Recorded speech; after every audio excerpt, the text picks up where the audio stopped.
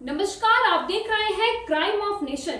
Trump के द्वारा लगातार बदले जा रहे इन सुरों से कभी टैरिफ 25% तो कभी टैरिफ 50%, कभी यूरोपीय देशों को आदेश कि आप टैरिफ 100% बढ़ाइए। लगातार चल रही इन चर्चाओं से जहां टेक्सटाइल इंडस्ट्री परेशान है, वहीं इंडिया के साथ ऐसे कई अन्य देश भी हैं जो इससे परेशान है। तो इसी संबंध में आज हम पहुंचे हैं एनईईसी और आज हमारे साथ यहाँ मौजूद हैं एनईईसी के चेयरमैन ललित ठुकराल जी। तो आइए बात करते हैं कि इस ज्वलंत मुद्दे पर कि इंडिया टेक्सटाइल इंडस्ट्री पर इसका क्या प्रभाव पड़ेगा। नोएडा की बात करें तो नोएडा से हमारी जो टोटल एक्सपोर्ट है 55,000 करोड़ रुपए की है। लगभग 15,000, 16,000, 18,000 के आसपास जो माल हमारा अमेरिका को जाता है गारमेंट्स, और टोटल ऑल ओवर इंडिया की हमारी एक्सपोर्ट है $16 बिलियन की, जिसमें $5.4 बिलियन हमारा यूएसए को जाता है। ये एक बड़ी अनसर्टेनिटी हुई हुई है दोनों तरफ, अमेरिका भी है, क्योंकि जो टैरिफ बार बार बढ़ाया उन्होंने, जब पहले 25% बढ़ाया था तो हम लोगों ने 5% से लेके 12% तक डिस्काउंट देके माल जो तैयार हो रहा था शिफ्ट कर दिया। तो काम स्लो हो गया था। स्लो होने के बाद ऑर्डर जो दिए उन्होंने वो भी होल्ड कर दिए। जो उसके बाद ऑर्डर उन्होंने देने थे वो होल्ड कर दिए कि 27 तारीख तक देखते हैं, उसके बाद क्या होगा तब देखेंगे। जो 25% टैरिफ और बढ़ा दिया, 50 हो गया। तो 25 तारीख को यहाँ पे उन्होंने डेलीगेशन में आना था अमेरिका के, वो नहीं आया। तो 27 को जब ये चालू हो गया तो वहां के बायर्स ने जो ऑर्डर हमें देने थे होल्ड किए हुए थे, उसमें से 20 से 22% के करीब ऑर्डर्स उन्होंने जो बांग्लादेश, वियतनाम, चाइना और श्रीलंका को डिस्ट्रीब्यूट कर दिए।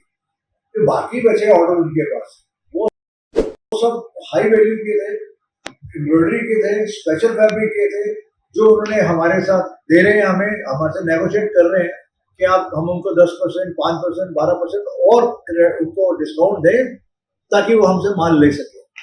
और हमारे पास कोई चारा नहीं है कि हम क्या करें। हम यही होगा सोचेंगे 6 महीने काम किया, पैसे नहीं कमाए।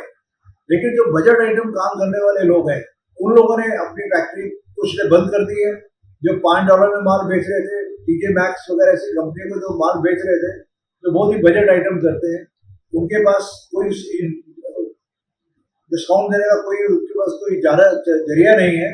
तो उन्होंने अपनी फैक्ट्री में 500, 1000 बंदे इस तरह से निकाले हैं। कुछ फैक्ट्रीज बंद हुई हैं, लेकिन बड़ी फैक्ट्री जो कैपेसिटी है उन्होंने नहीं निकाला, वो अभी वेट कर रहे हैं।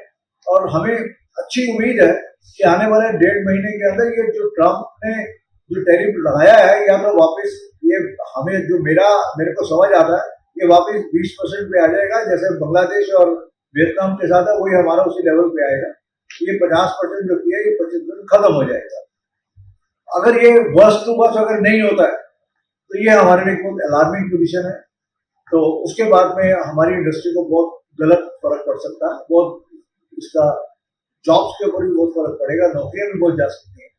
ये बहुत ही कठिन और मुसीबत का टाइम है, बड़ा चैलेंजिंग टाइम है हमारे लिए।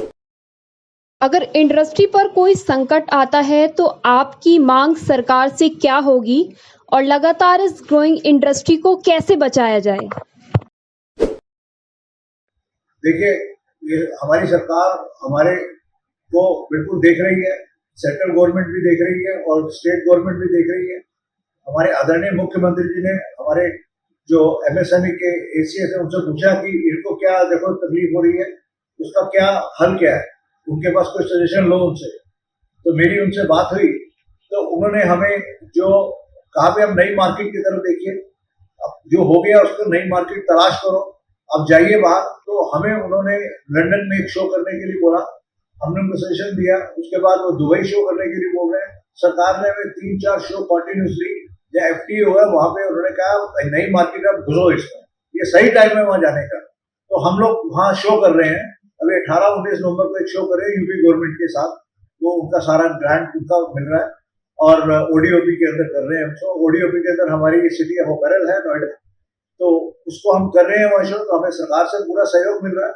अब रही सेंटर की बात, सेंटर में हमने उनसे रिक्वेस्ट की है कि जो 12.5% ड्यूटी अभी जो 25% टैरिफ बढ़ा है, अभी ये 4 महीने के लिए हमारे को 12.5% ये हमारे को सहयोग कर दें, हमारे को 4 महीने का सपोर्ट कर दें, तो उससे क्या होगा, इसमें में ROSTL में 12.5% ज्यादा दे दें तो उससे क्या होगा, हम अपनी इंडस्ट्री को बचा सकेंगे, हम उनको भी कंट्रोल कर सकेंगे, अमेरिका के साथ हमारे रिलेशन भी खराब नहीं होंगे, हमारे कस्टमर भी नहीं खराब होंगे।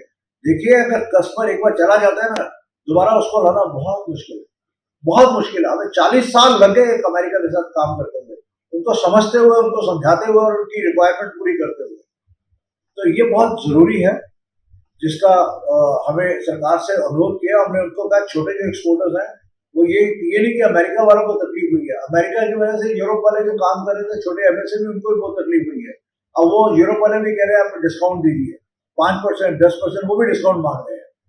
और जो बड़ी बड़ी कैपेसिटी वाले थे वो खाली हो गए तो क्या करें, उनको काम करना है, वो इधर वो दुबई से, लंदन से, हांगकांग से, जहां से कोई ऑर्डर मिल रहा है वो लेके आ रहे हैं, क्योंकि MSME इसके पास जाते थे।